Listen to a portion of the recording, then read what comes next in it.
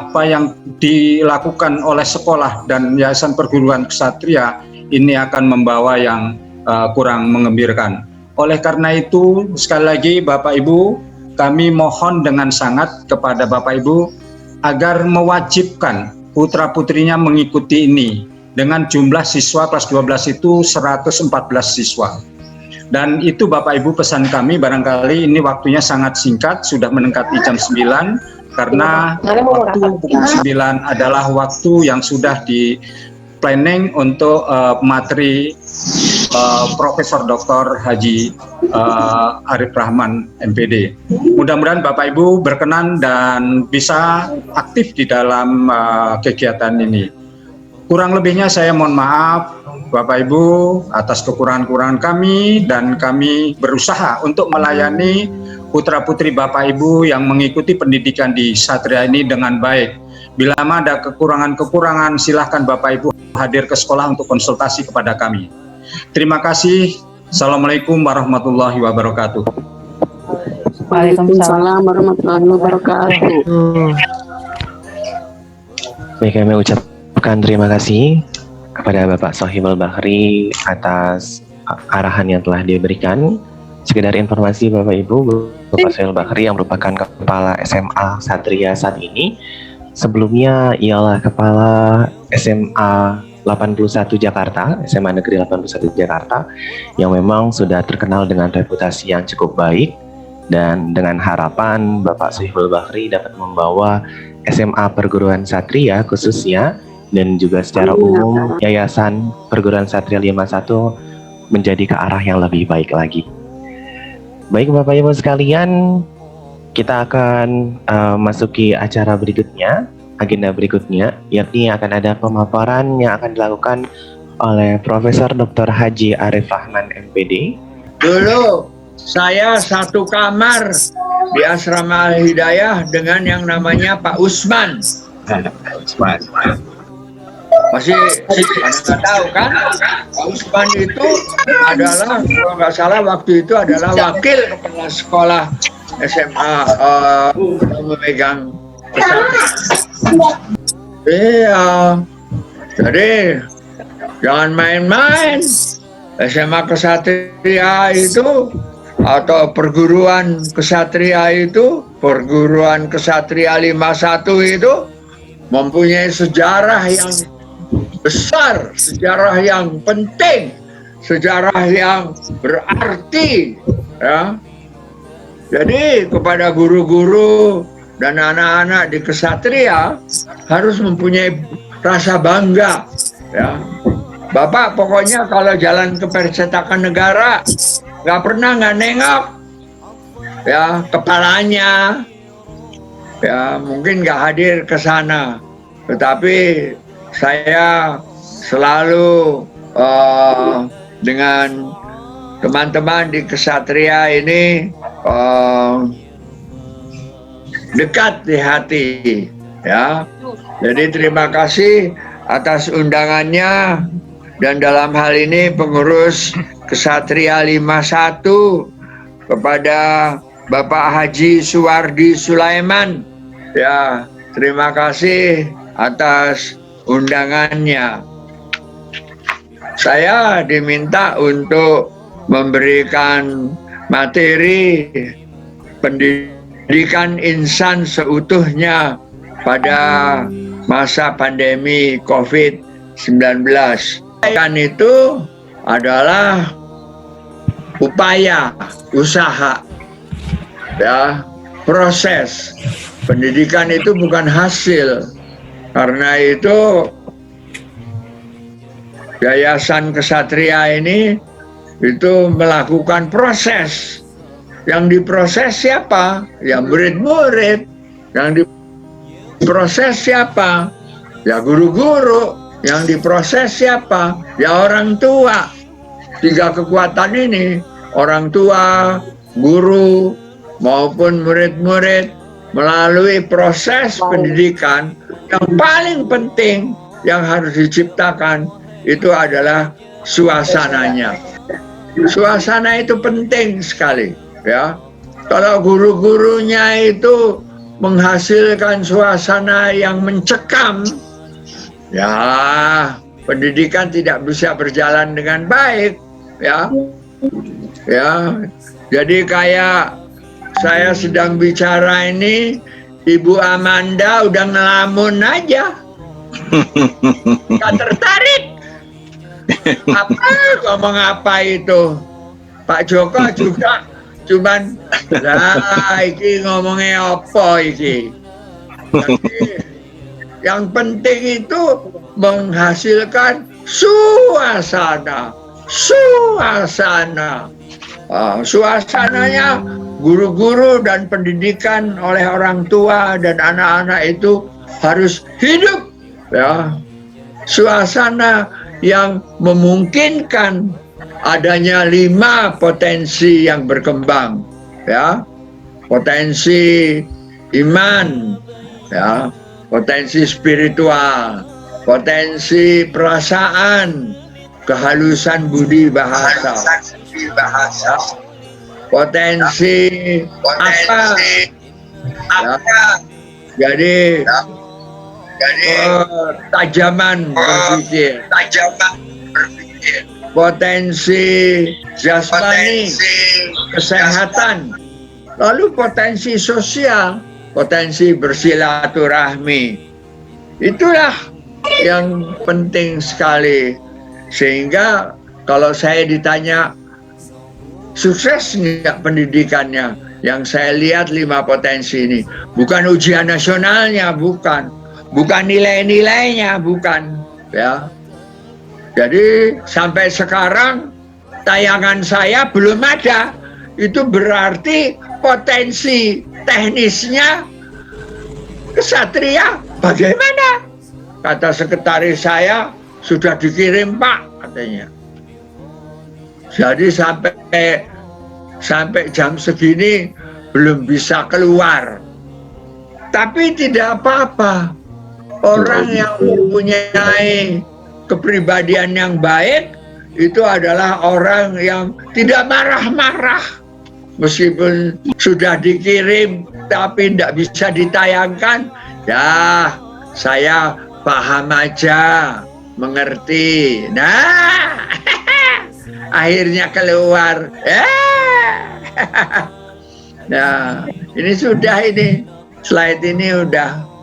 Nah, teruskan slide berikutnya. Ini jadi apa sih pendidikan itu? Pendidikan itu usaha sadar yang terencana untuk mewujudkan tadi yang saya katakan, suasana untuk menumbuhkan potensi pada dirinya, spiritual, pengendalian diri, kepribadian, kecerdasan, akhlak mulia, serta keterampilan.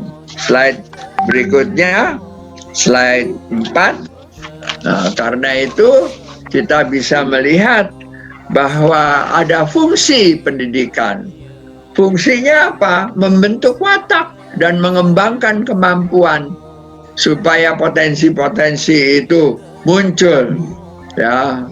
Potensi iman, potensi ilmu, potensi kepribadian, supaya dia menjadi orang yang bertanggung jawab bagi dirinya, bagi masyarakat, bagi bangsa dan negara. Nah, kalau kita kemas, kalau kita rangkum, maka di slide 4 muncul yang dimaksud dengan sukses pendidikan itu. Nomor 1, bertakwa. Nomor 2, berkepribadian matang, berilmu mutakhir, bukan ilmu yang sudah tidak dipakai lagi, tapi yang paling baru, sebab ilmu itu bergerak, lalu mempunyai rasa kebangsaan dan berwawasan global. Nah, untuk itu maka kita mempunyai pendidik. Siapa pendidik yang diperlukan itu? Pendidik yang diperlukan adalah, yang pertama adalah orang tua. Orang tua itu harus bisa mengarahkan, menjelaskan, berdialog, memberi pedoman, bekerja sama, membimbing, menjadi contoh yang baik. Orang tua tidak boleh menjadi contoh yang buruk, ya. Orang tua itu ada yang marah-marah aja, guru ada yang marah-marah aja. Kalau orang tua itu menjadi teladan, maka watak anak akan hormat kepada orang tua. Dia akan senang berdiskusi, dia akan mempunyai kesadaran untuk bertujuan hidup, dia akan merasa diperlukan dan memiliki tempat bertanya. Sehingga anak-anak itu nanti bisa menjaga nama baik keluarga dan sekolah. Dia bisa bersosialisasi dengan macam-macam masyarakat dan mempunyai prinsip yang dewasa, memiliki akar di dalam keluarganya. Nah, ini adalah peran orang tua. Apa peran guru? Peran guru, ya, dia harus menjadi pemelihara dan pengembang, penerus, bisa menerjemahkan yang sulit-sulit, lalu bisa menyelenggarakan guru itu dalam organisasi. Nah, apa tugas dari guru dan orang tua di keadaan yang boleh dikatakan tidak normal, tapi kita sebutnya new normal? Coba lihat halaman slide 6 dulu, ya. Memberikan afirmasi positif. Afirmasi itu adalah tekanan-tekanan yang positif kepada anak, karena kita fase new normal ini, dan ingatkan anak bahwa perlu tetap menjaga diri agar tidak terpapar corona. Lalu kalau mereka cemas, anak-anak itu kita bisa memahami. Nah, ini peran dari orang tua di keadaan new normal. Tapi peran guru di dalam keadaan new normal, kita teruskan di slide 8,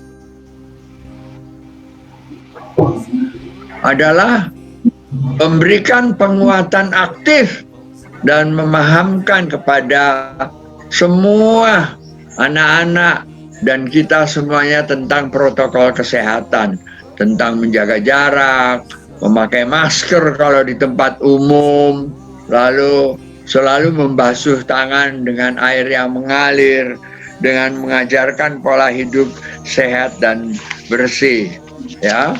Selanjutnya nomor 2, melakukan pengawasan secara berkala terhadap siswa atas penerapan pembiasaan fase transisi, lalu memastikan tercapainya tujuan pendidikan, memastikan tercapainya pemenuhan target akademik. Ini penting sekali. Meskipun kita PJJ, pembelajaran jarak jauh, kita harus selesai akademis kita. Lalu kita harus bisa mengevaluasi, aktif melakukan kerjasama dengan kepala sekolah, dan aktif melakukan kerjasama dengan orang tua, ya. Lalu apa yang harus disiapkan untuk guru? Ya, guru itu di slide 10 harus kuat akademisnya. Tidak boleh guru itu kurang membaca dan jarang membaca. Ya, harus membuka informasi-informasi baru. Lalu guru itu psikologisnya harus stabil. Ya, saya terus terang saja, sudah berhari-hari dari bulan Maret ini kegiatan di rumah. Wah, suntuk juga ya di rumah terus. Tapi kita harus pandai mencari metode-metode baru supaya secara sosial kita tetap berhubungan dengan kesatria, berhubungan dengan Kementerian Pendidikan dan Kebudayaan, dan kebetulan saya ini bertanggung jawab untuk program UNESCO, berhubungan dengan teman-teman yang ada di Perancis, ya. Tapi ini bisa kita kerjakan karena kita sehat jasmaninya, ya. Nah, itu yang penting. Sekarang sekolah, apa yang harus disiapkan oleh sekolah? Sekolah harus bersih, ya. Sarana dan prasarananya itu harus mendukung. Sekarang banyak loh sekolah yang berjalan, tetapi lalu anak-anak itu sarana dan prasarananya, ya, duduknya jauh-jauh, lalu mereka banyak bekerja dengan laptop mereka. Nah, orang tua harus memahami bahwa ada gerakan new normal sekarang untuk kesehatan. Nomor satu sekarang kesehatan. DKI ini bertambah loh yang kena corona, ya. Kita harus menjalin kerjasama dengan dinas kesehatan, meminta tenaga kesehatan untuk memberikan, ya, pembinaan apa yang harus kita lakukan untuk mengetahui bahwa ada gejala-gejala COVID-19, ya. Yang nomor 5, membuat jadwal guru yang akan mengontrol distancing ini. Ya, distance itu jarak. Ya, jadi social distancing itu artinya menjaga jarak. Ya.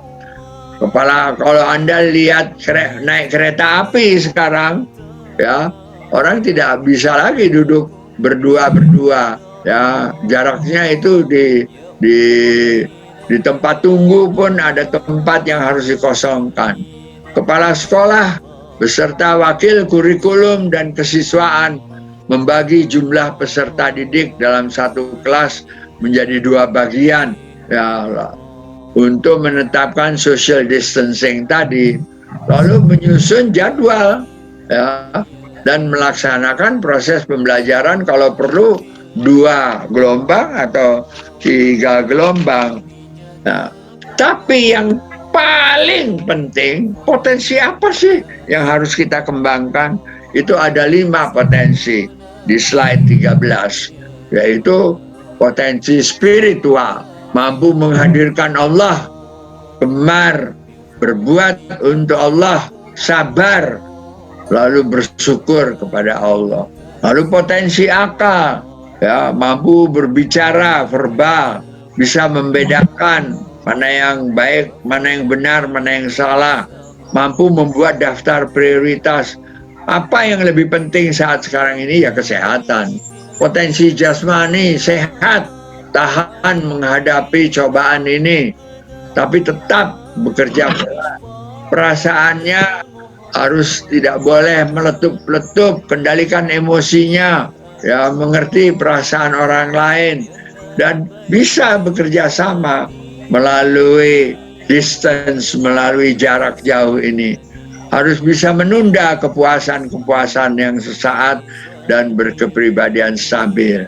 Kemudian potensi sosial, senang berkomunikasi, senang menolong, senang berteman, senang membuat orang lain senang. Jangan senang membuat orang lain susah, ya. Caranya bagaimana?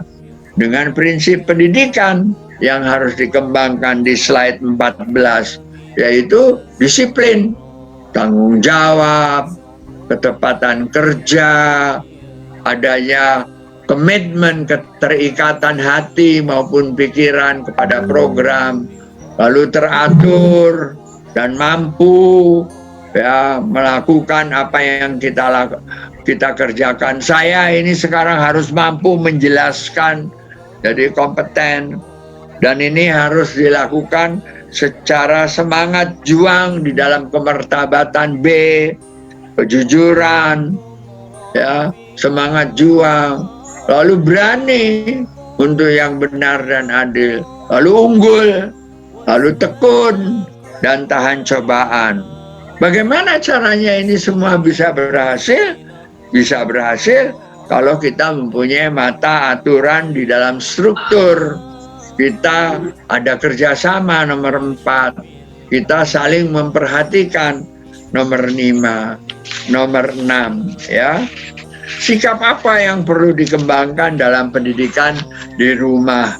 Ya Allah, di rumah ini kesal banget, suntuk banget ya, bosen lihat suami terus menerus, lihat istri terus menerus, lihat anak terus menerus. Ya harus stabil, berhati tenang, sejuk, tapi semangat terus ya, hangat. Hei, kalau ketemu dari kamar tamu ke kamar tidur, ke kamar makan, ke dapur, halo, harus gembira ya, dan senang mencari pengetahuan. Karakter apa yang harus muncul sebagai rangkumannya? Yaitu satu, yakin pada Allah, semangat kerja keras, bekerja luas dan terbuka, berusaha dan sanggup dan bertanggung jawab, lalu optimis dan bersyukur, bersih, tertib dan rapi, berani untuk yang benar, bersedia memberi dan meminta maaf, toleran kepada kekurangan, dan harus menjadi penolong serta kreatif ya. Lalu nomor 12, mandiri, yakin akan kekuatan diri, mau belajar dan berpikir ilmiah, bukan berpikir awam tapi ilmiah, ajak, memakai nalar, halus perasaan, hormat dan disiplin dan taat azas, sopan santun, dapat dipercaya, dapat mengendalikan diri ya. Amarahnya itu tidak boleh meletup-letup, kita harus amanah ya, bersikap adil dan sportif, dan berikhtiar dan tawakal kepada Allah Subhanahu wa Ta'ala. Nah, yang terakhir sebagai rangkuman, saya mengusulkan supaya pendidikan di rumah ini berhasil, yaitu nomor 1 takwa, nomor 2 jangan kaku, fleksibel lah, lalu terbuka, jangan terlalu banyak rahasia ya, tapi tegas ya, berencana, mandiri, toleransi, disiplin, berani ambil risiko, sportif, dan ada kerjasama setiap kawan. Lalu ada integritas, dan yang nomor 13, orientasi ke masa depan dan penyelesaian tugas. Demikian yang bisa saya sampaikan untuk kesatria ya. Mudah-mudahan ini semuanya dapat dimanfaatkan. Silahkan materi saya ini mau digandakan, mau disebarluaskan, silahkan. Assalamualaikum warahmatullahi wabarakatuh. Waalaikumsalam warahmatullahi wabarakatuh. Baik, terima kasih Profesor telah memberikan.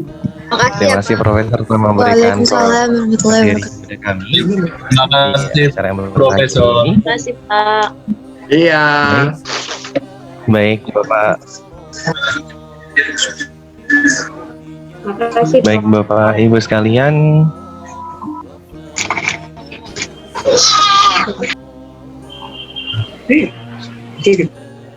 Matiin ya. Pak Lucy tolongin ya, Pak Lucy. Baik Bapak Ibu sekalian, apabila ada yang ingin tanyakan berkaitan dengan materi tersebut, kami persilahkan Bapak Ibu bisa memberikan pertanyaan langsung atau juga menuliskannya dalam kolom chat.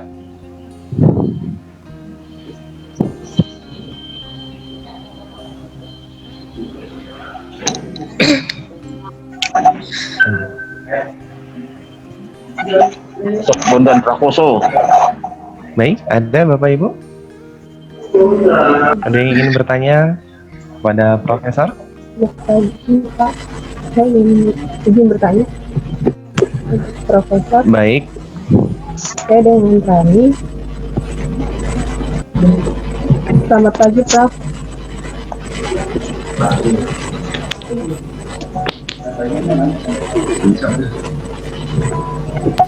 baik Profesor Arif, ada satu pertanyaan pertama, yakni dari Ibu Rani Noviati. Ya. Baik Ibu, bisa langsung ditanyakan. Sebelumnya Ibu dari perwakilan wali Hai, murid. Prof. SMP? Dari SMA. Selamat pagi Profesor Aris, saya Rani. Dari orang tua dari Universitas Cahaya LSI, kelas 10 IPS 4. Saya hanya ingin bertanya, Prof, untuk di sini kan yang afirmasi ya Prof ya.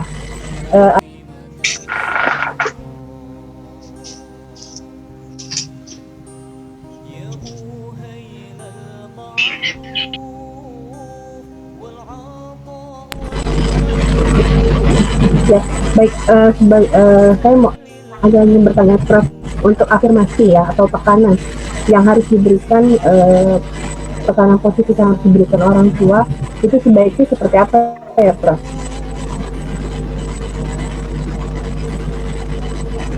Itu aja. Terima kasih Prof. Baik Ibu Rani, kami mohon maaf bisa diulangi pertanyaannya karena tadi sempat terputus. Baik. Mungkin kurang jelas pertanyaannya. Baik. Selamat pagi Prof. Aris. Di sini saya hanya bertanya untuk pemberian afirmasi yang positif untuk kepada anak-anak di zaman untuk era new normal ini, Prof. Sebaiknya apa saja sih yang seharusnya kita berikan agar kita juga bisa anak juga bisa menerima untuk afirmasi tersebut. Demikian. Terima kasih. Baik, terima kasih Ibu Rani. Mungkin ada pertanyaan lain. Pertanyaan pertama dari Ibu Rani adalah bagaimana upaya yang dapat dilakukan orang tua dalam memberikan afirmasi yang terbaik di masa pandemi seperti ini. Mungkin ada lagi pertanyaan yang lain atau bisa langsung dijawab oleh Profesor? Mungkin masih di mute ya Profnya. Ya.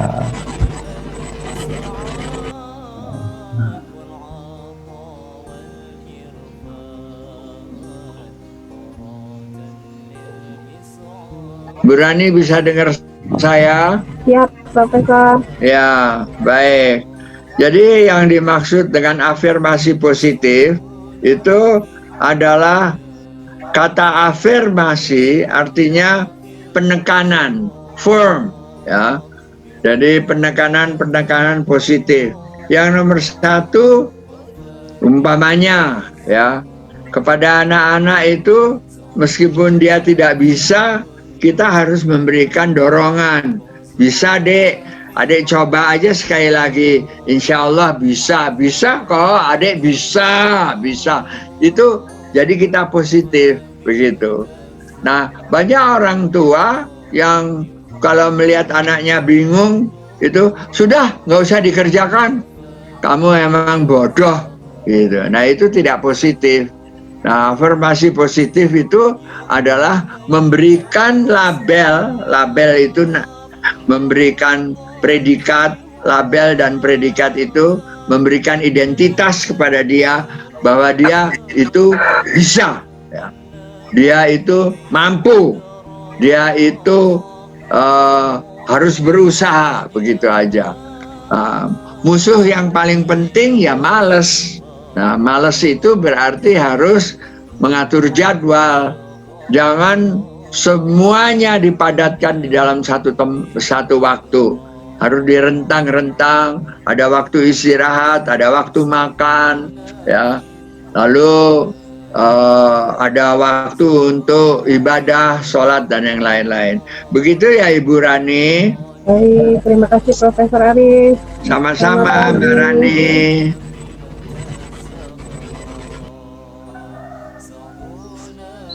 Baik, selanjutnya ada pertanyaan Prof dari kolom chat dari Bapak Fahru Roji.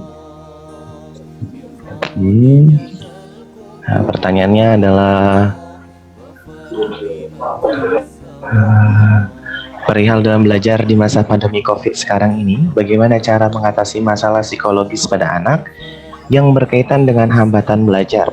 Selama ini anak merasa jenuh karena di rumah terus. Ya, jadi di sini ada kata yang menjadi kunci. Jenuh. Nah, jenuh itu artinya sudah tidak bisa lagi. Nah, untuk itu supaya tidak jenuh secara psikologis, belajarnya jangan dipaksakan, dimampatkan di satu waktu. Jadi harus direntang-rentang supaya tidak jenuh, ya. Karena di rumah terus, ya memang dia harus diberitahu kalau kamu pergi ke sekolah, kamu nanti bisa sekolahnya memang bersih, tapi bisa terpapar corona sebab ada orang-orang yang datang ke situ, yang jualan, yang macam-macam. Jadi anak-anak itu akalnya harus dibantu untuk dia bisa mengerti, dan orang yang mengerti itu biasanya tidak jenuh. Yang kedua, jenuh itu karena terus menerus, tidak berhenti gitu. Nah, saya juga bisa jenuh sekarang. Karena itu caranya saya harus bicaranya tidak saya bicaranya harus menarik, harus semangat supaya tidak jenuh. Jadi karena di rumah terus, ya kita jangan di dalam kamar terus. Saya kadang-kadang keluar memberi makan burung liar, burung garud, burung gereja, banyak. Ya, saya beri makan aja supaya nggak jenuh. Ya, pagi-pagi mereka datang, nanti sore mereka datang, gitu. Lalu ada kucing kebetulan. Nah, kucingnya juga bisa menghibur saya. Istri saya juga kebetulan mempunyai hobi tanaman.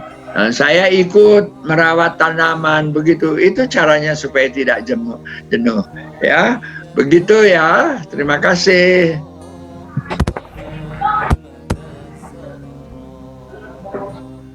Langsung mungkin Halo. ada ibu yang ingin bertanya langsung? Saya mau Silakan. bertanya, Pak. Saya mau bertanya, Pak. Saya mau bertanya. Assalamualaikum. Baik, satu-satu dulu ya Bapak ya. Pertama Bu Alivia Rahmadia dulu. Iya. Kami persilakan Bu Alivia Rahmadia.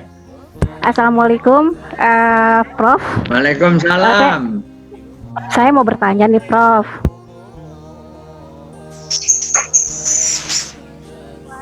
Suaranya hilang. Oh, suaranya hilang ya, Prof. Ya,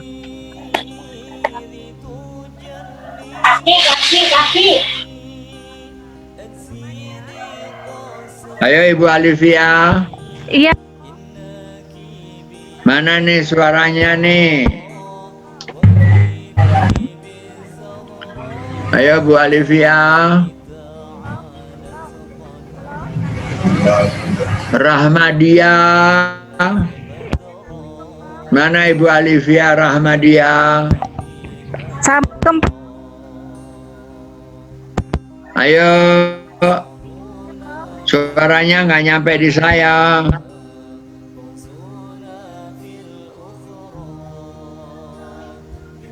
Ibu Alivia Rahmadia. Baik, Ibu Alivia mungkin bisa ini dulu ya Bu ya, bisa dicek dulu audionya. Ya, Kita dibantu ke Mas. pertanyaan berikutnya terlebih dahulu Iya, iya. Bapak. Ya, baik Bapak. Assalamualaikum. Waalaikumsalam Pak Pak Broto. Terima kasih atas waktunya, Prof. Saya termasuk penggemar dari Profesor nih kalau untuk masalah pendidikan, Prof. Silahkan. Pertanyaan saya, Prof, kan kami berdua nih selaku orang tua bekerja. Ya. Jadi waktu anak-anak belajar daring di rumah itu kami bekerja. Jadi kami tidak bisa menemani, mungkin kalau ada orang tua yang kebetulan selalu di rumah ya, Prof ya. Pertanyaan saya, tips-tipsnya bagaimana, Prof ya? Sementara kan pelajaran anak saya ada 2, anak saya di SMA dan di SD. Mungkin kalau yang SD masih bisa ya, sepulang dari bekerja ngajar-ngajarin gitu ya, Prof. Nah, sementara yang SMA ini kan pelajarannya kadang-kadang mungkin kita sudah lupa-lupa ingat, jadi mesti mesti harus buka-buka buku lagi gitu loh, Prof. Tips-tipsnya gimana ya, Prof, supaya anak saya juga berhasil dalam belajar daring ini, Prof. Terima kasih. Assalamualaikum warahmatullahi wabarakatuh. Pak Broto, orang tua bekerja dua-duanya. Ini kalau nggak bekerja dua-duanya nanti punya utang. Jadi sebaiknya memang bekerja dua-duanya. Nah, anak-anak itu sebelum Bapak berangkat, tanya sama anak yang SMA maupun yang SD itu, apa yang akan kamu pelajari hari ini dan programnya apa? Anak-anak itu punya program.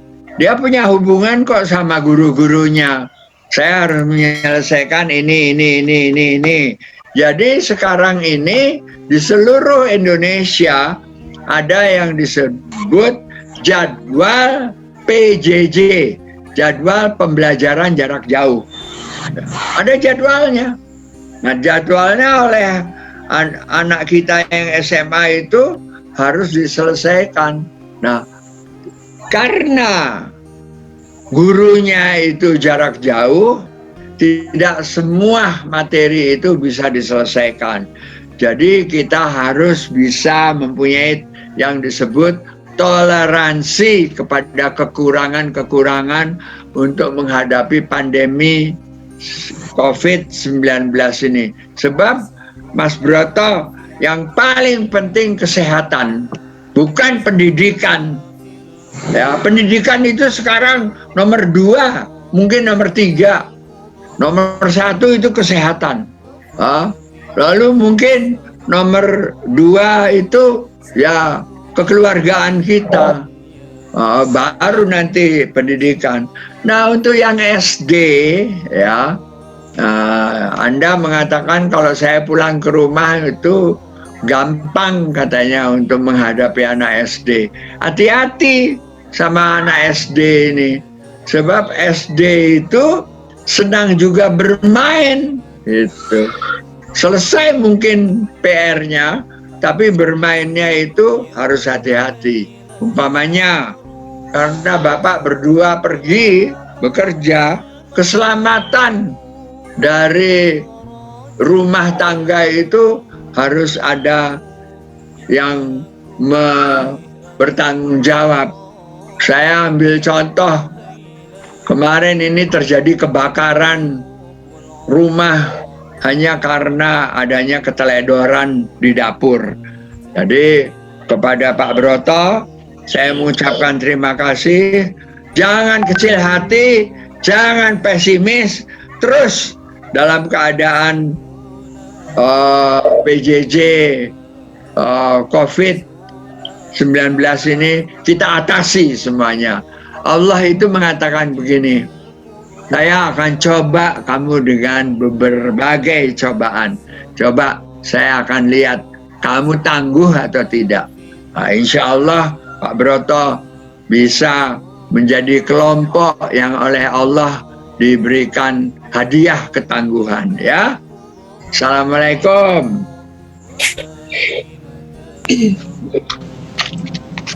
Baik.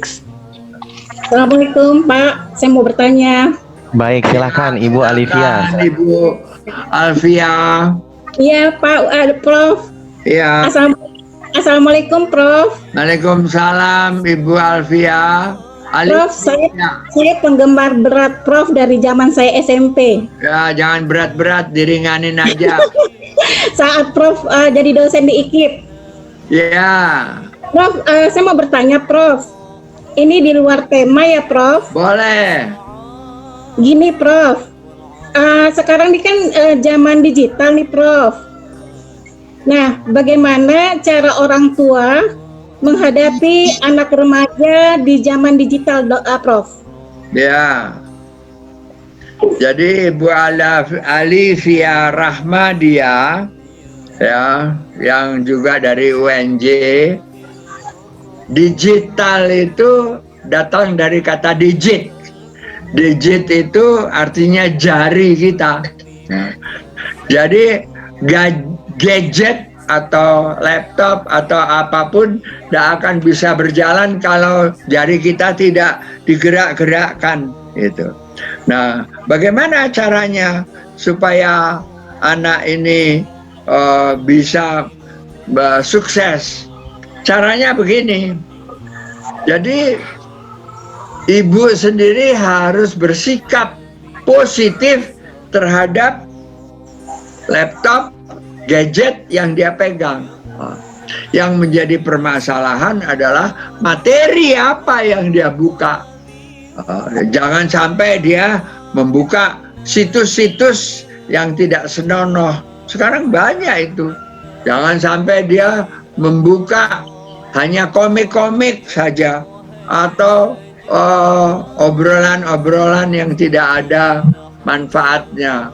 Jadi ini sebetulnya bukan penyakit anak-anak aja, orang tua juga harus bisa meningkatkan kemampuan pengendalian diri di dalam menghadapi gadget ini.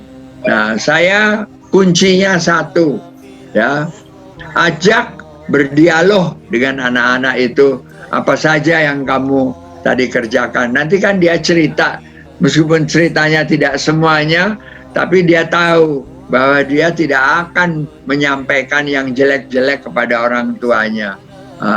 Tapi namanya orang tua, kita harus jeli.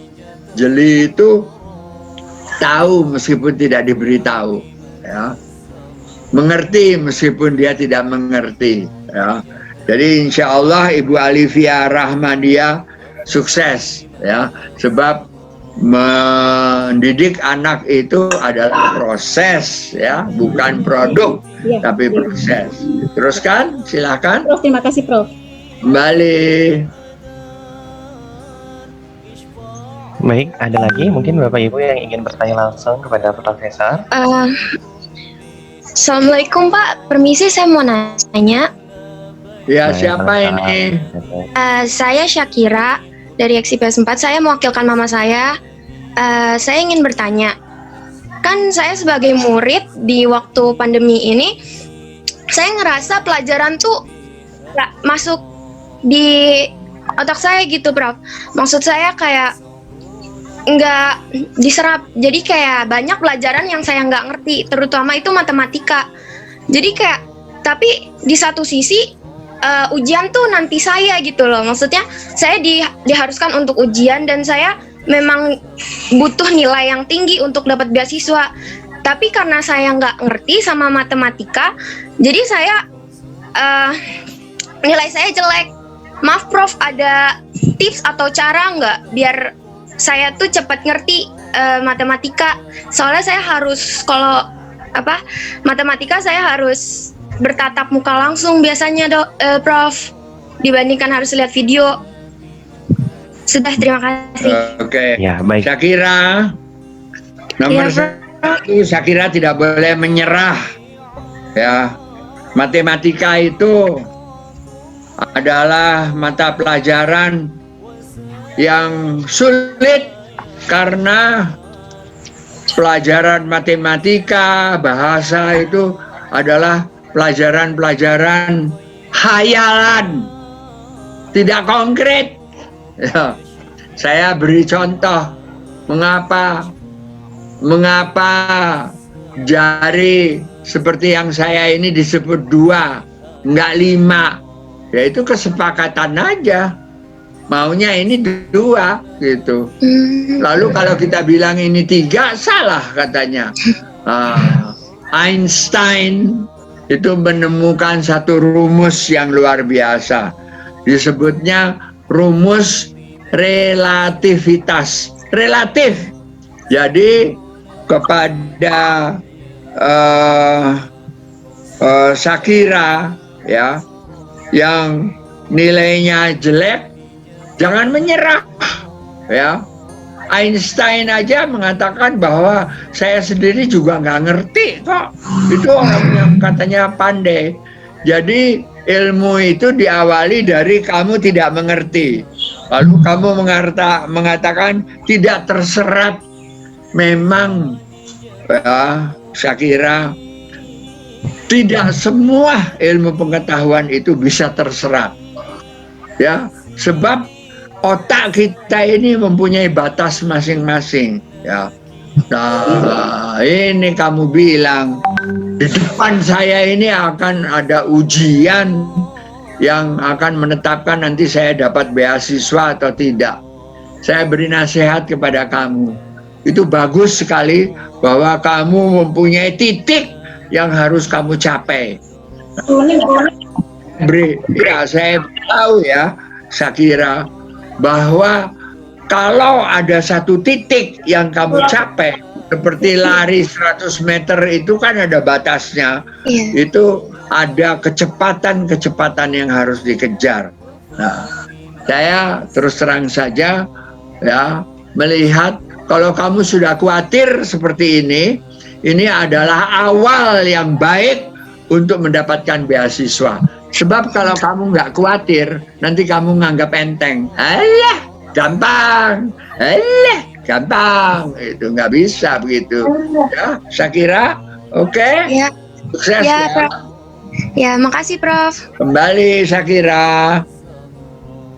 Ya, baik, terima kasih Prof. Berikutnya mungkin saya akan menyampaikan beberapa pertanyaan yang di kolom chat ya Prof ya. Ya, silakan. Ini ada pertanyaan tadi Shakira sudah, berarti ini model pendidikan yang bagaimana untuk membenahi moral anak murid zaman sekarang? Seperti apakah seharusnya konsep yang dirancang pemerintah saat ini, khususnya pada masa pandemi? Ini ada di kolom YouTube. Jadi ini khususnya membenahi moral ya. Apa itu moral? Ya. Moral itu ada hubungannya dengan akhlak.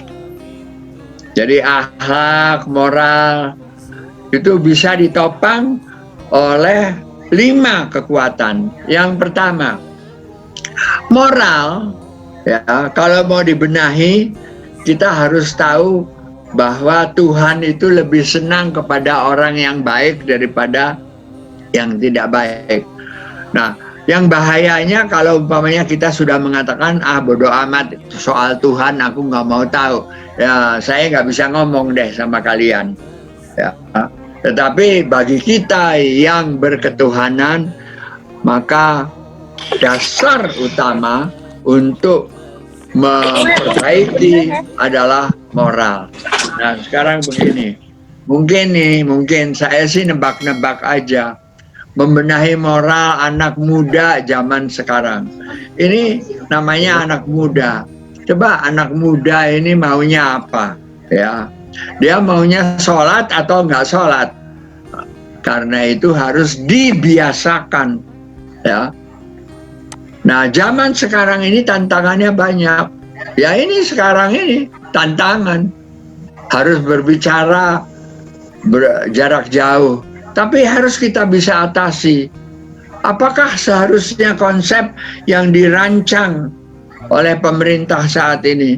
Pemerintah itu sudah merancang dengan proses pembelajaran jarak jauh. Itu ada SK-nya, ada keputusan pemerintah dari Pak Nadiem Makarim, Kementerian Pendidikan dan Kebudayaan. Khususnya pada masa pandemi. Jadi ada pemerintah itu mempunyai suatu keputusan supaya jangan sampai anak-anak, murid, guru-guru itu terpapar pandemi. Itu sebabnya ditoleransi atau difahami dan bisa dimengerti, bisa diterima kalau kita belajar jarak jauh seperti ini. Ya, pertanyaan yang bagus sekali. Ya, silakan, mungkin masih ada lagi. Baik Prof, satu pertanyaan lagi dari kolom chat di Zoom. Ada pertanyaan dari Ibu Dahlia, guru SMK Satria Prof. Bisa nanti dijawab. Kendala kami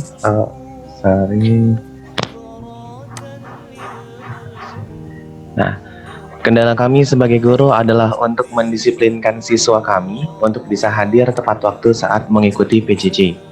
Ditambah lagi kurangnya support dari orang tua sendiri. kami selaku wali kelas sudah berkoordinasi dengan orang tua dan anaknya. Nah, saya mohon petunjuk cara paling jitu untuk mengatasi hal ini berkaitan dengan kedisiplinan siswa, Prof. Untuk hadir PJJ tepat waktu. Iya, memang bangsa Indonesia ini harus dilatih ya. Bagaimana tepat waktu. Alhamdulillah sekarang kereta api itu kalau berangkat tepat waktu. Orang kalau naik kapal terbang sudah jelas dia tidak bisa bersantai-santai. Jadi alhamdulillah kegiatan kita, bus, kapal terbang, kereta api itu sudah tepat waktu. Sehingga semua orang itu terdorong untuk tepat waktu. Kalau tidak ketinggalan. Nah, sekarang yang suka bisa nggak tepat waktu itu makan siang. Yang suka nggak bisa tepat waktu itu kalau kita ingin datang ke rumah yang kita cintai. Zaman sekarang disebutnya pacaran. Tapi ya lama-lama kalau kita berusaha, kita akan menjadi orang yang tepat waktu ya. Jadi ini sekali lagi untuk hadir tepat waktu itu adalah proses. Nah, Ibu sendiri atau ini yang bertanya mengatakan sudah berkoordinasi dengan orang tua dan anaknya. Nah, saya mohon petunjuk cara yang paling jitu mengatasi hal ini. Wah, untuk anak A yang paling jitu itu diberitahu. Untuk anak B yang paling jitu dimarahi. Untuk anak C yang paling jitu diberi contoh. Jadi kejituan itu tidak sama untuk semua anak. Beda-beda seperti itu. Ya, mungkin itu dulu yang bisa saya sampaikan kepada Bapak Moderator. Terima kasih.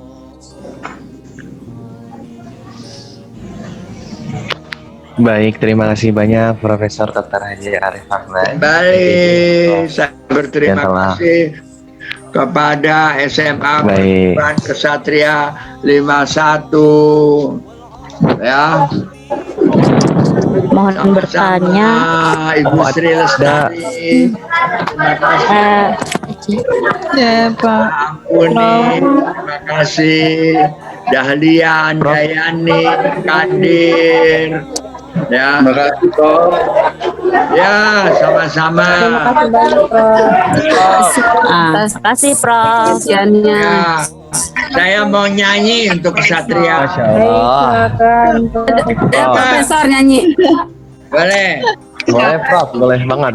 Kita Dengerin bakalan ya. jadi pendengar yang baik kok, Prof. Ya. Terima kasih sekali lagi, Profesor.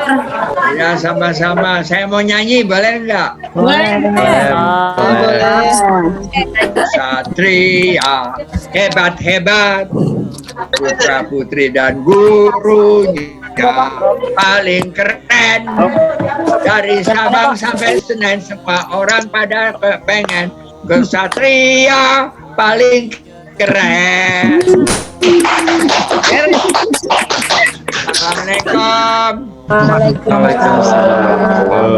warahmatullahi wabarakatuh. Sama-sama. Terima kasih, Prof. Alamin.